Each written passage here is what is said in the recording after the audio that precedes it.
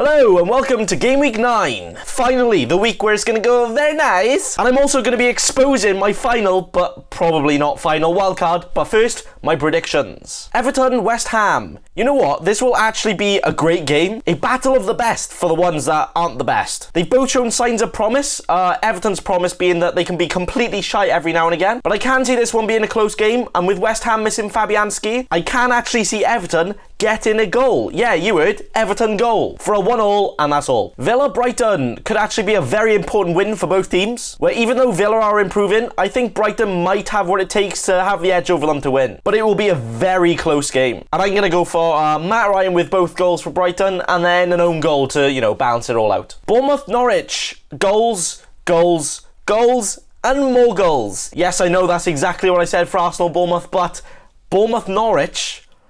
Oh, I promise, goals all over the place. But will Pukki disappoint all of the players that have sold him? Or will Wilson punish everyone else apart from me when he scores a very nice hat-trick? Thank you please, 3-1. Chelsea-Newcastle. I can definitely see a lot of goals in this for Chelsea. Like, I'm saying at least 3, but I'm going to go for 4. Where it's obvious Mount, Abraham, and now Hudson-Odoi will be involved. I can see this trio being a very deadly 3, where they all have everything. And even though every now and again they'll be rotated, I think most of the time they'll be making the other team's goalkeeper rotate to go get the ball out the back of the net after they score. Leicester-Burnley. Now, I know a lot of people are jumping on the Foxes, but Burnley can be hard to break down sometimes. But for this game, I think they will still be comfortable, but only 1-0 for now, until Vardy goes and bangs an hat-trick. Spurs-Watford. Can Watford get their first win? Or can Spurs actually remember what a win is? It is a very difficult time for Spurs right now, so I think, like I said last time, that they really want to fight, use all of their determination and motivation to get back to winning ways, until they lose 3-0 again. But I can actually see them winning 3-1, but who will score? Who will play?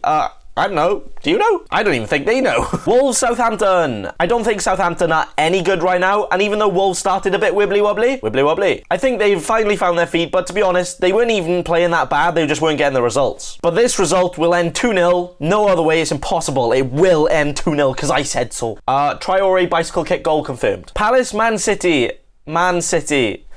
Man City, 2 losses already. Like, what are you doing? But even though Palace are hard to break down, I think De Bruyne will be back, and I think they will bounce straight back. And even with City's defence right now, I actually can't see Palace getting anything, so 3-0 it is. De Bruyne hat-trick. Man United, Liverpool. Man United are going to be missing De Gea, Pogba, and Rashford.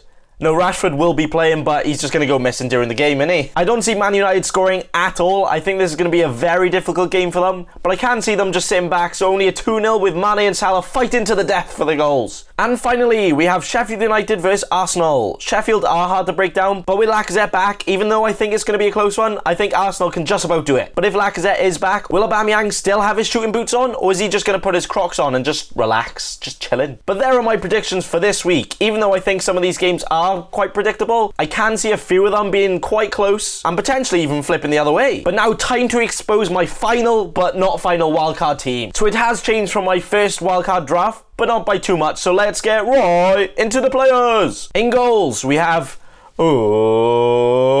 the one down under is Matty Ryan. He plays Villa next and then Everton after that, so a very good chance of clean sheets at both. But he has also got harder fixtures after that, so I also have Pope on the bench. I'm still planning on rotating them for what looks like the easier fixture, for then the one I bench to then get more points, and I'm just going to hate everything and all of everything, but you know what? Fun, innit? Like, let's have some fun. If it doesn't work out, it doesn't work out. But obviously it's going to work out, because we know everything. So that's what I'm going to do! My first defender. I actually can't believe I considered getting rid of him at all. Like, I'm so sorry. Please forgive me. Trent. Alisson is back now, so maybe clean sheets? Nah, just kidding.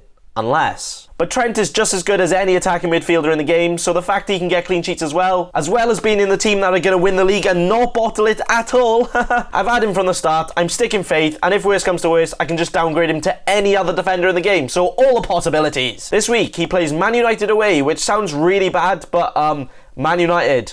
Only 90s kids will remember. I think he's got a very good chance of a clean sheet here, with Man United finding it very hard to score, but also his runs forward could be very nice. Next, we have the guy that's pronounced differently more times than he's actually selected in the game, and it's Sayonku. I googled it, okay? I think I'm right. Probably not. Sorry. He's probably not going to get any attacking returns, but for his price, and playing for Leicester, and Leicester's great run, he's going straight in my basket. He plays Burnley at home next, where I am very hopeful for a very clean sheet. Not a single mark on it at all. Very clean. Completely clean, with all the points being delivered nice and easy. I can't say I'll stick with Sayuncu forever and ever, but for now he can live his best life in the best team. My final defender is the rotation of Lundstrom, Kelly and Rico. I had Rico and Lundstrom from the start, and Kelly is only 4.1, so 3 bare minimum but potentially playing all the time defenders sounds like a perfect rotation to me. But they do all have hard fixtures this week, with Lundstrom playing Arsenal, Kelly playing Man City and Rico playing Norwich, but I think I might have to go for Lundstrom as he's probably the only one that's very, very likely to start and play all the game. But if none of them start,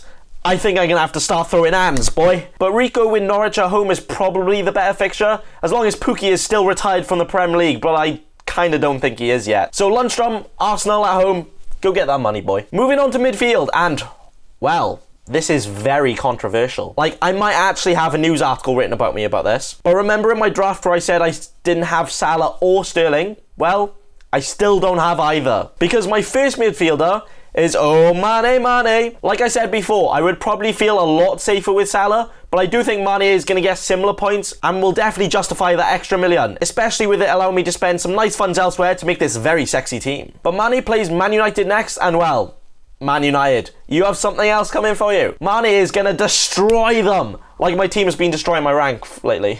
But with his lower ownership, this could be a very nice way to overtake some nearby players and gain that advantage all the way to the top. Our next midfielder, and you know what, I'm really ashamed to say this, the first time I'm actually owning him this season, and it's Kevin De Bruyne. He's only started 6 games this season and has 2 goals and 9 assists. What are you? There is currently a yellow flag on his head, but he's going to be fine. But even if he doesn't start the game, I think it's worth having De Bruyne for 5 minutes than anyone else for 90 minutes. Like, am I right? He plays Crystal Palace away, which is usually a tough fixture, but it's De Bruyne. No one is ever a tough fixture. He's going to smash it. My next fielder is my guy, who has scored the same amount of goals as Salah this season, but started less than half of his original price. And it's Mason Mount. Lampard's literally just playing career mode over here, training all of his youngsters and getting the best out of them. And you know what? I'm all for it. Which is why I also have my boy, Hudson-Odoi. So we got my man Mount and my boy Odoi. They both play Newcastle at home, where even though they could sit back, I think this Chelsea team is going to rip them a new castle because damn son, they like scoring. Mount is sitting at 35% selected and his price is still going up and up. But Odoi, oh boy, this is where I can capitalise very much so.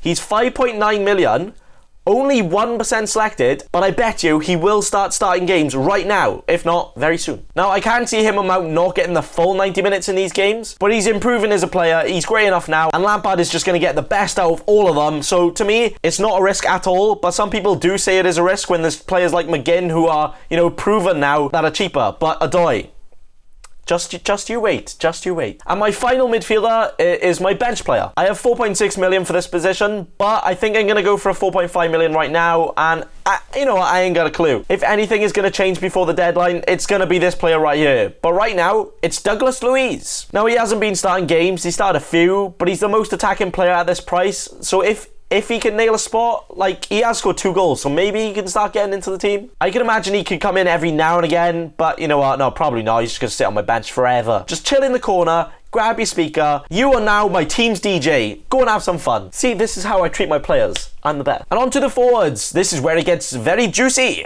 My first guy who's going to come crashing into my team. Oh wait, maybe too soon, sorry. But it's Aguero. Yeah, no, he did have a little crash the other day, but he seems completely fine, and he will be fine. And maybe he just wants to blow off some steam after that, you know what? And get a hat-trick against Crystal Palace away. Now, I've decided to go for Aguero over Sterling for one main reason.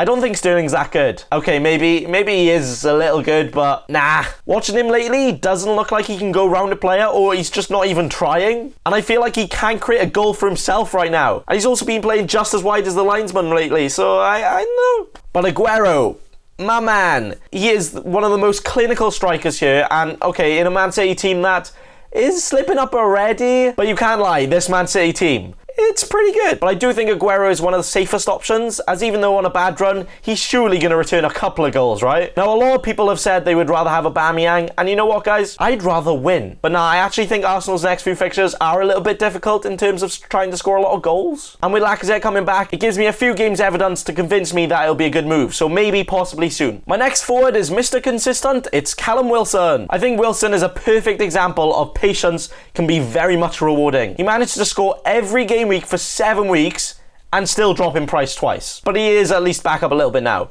Even though Bournemouth look off at times, I do think he can keep getting goals and assists here and there, and a player like Wilson to consistently bring in a stream of points is exactly what I need in my team right now, to make sure I keep getting above average, which I have done every week so far. But he actually has a very nice run of fixtures, playing teams that are defensively weak, and what better way to start than Norwich at home? You know what, this might actually be my captain pick. I think the way these teams play and Norwich's B-Tech defence right now, Wilson could very easily grab a couple of goals, and who else is going to captain Wilson? This guy, you know what, confirmed. I'm captaining him. And my final player is someone I don't actually want in my team, to be honest, but it's Tammy Abraham. I don't think he can keep scoring, and him being in my team means I have triple Chelsea attack, which I don't really want, but I am definitely keeping Mount and Odoi for now. But Abraham, only reason I have him is because he is now one of the highest selected players in the game. He might actually be number 1 by the time the deadline comes around. And even though I don't think he's gonna keep scoring a lot, I do still think he can score here and there, and they're probably going to be assisted by Odoi and Mount.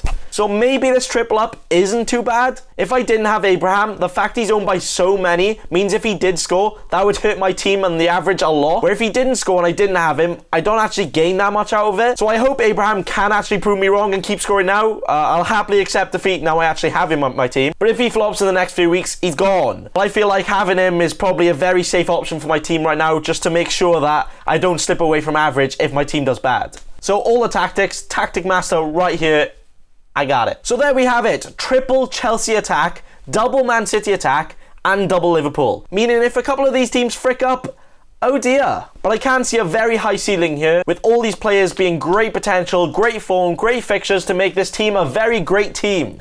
And you know what else is great?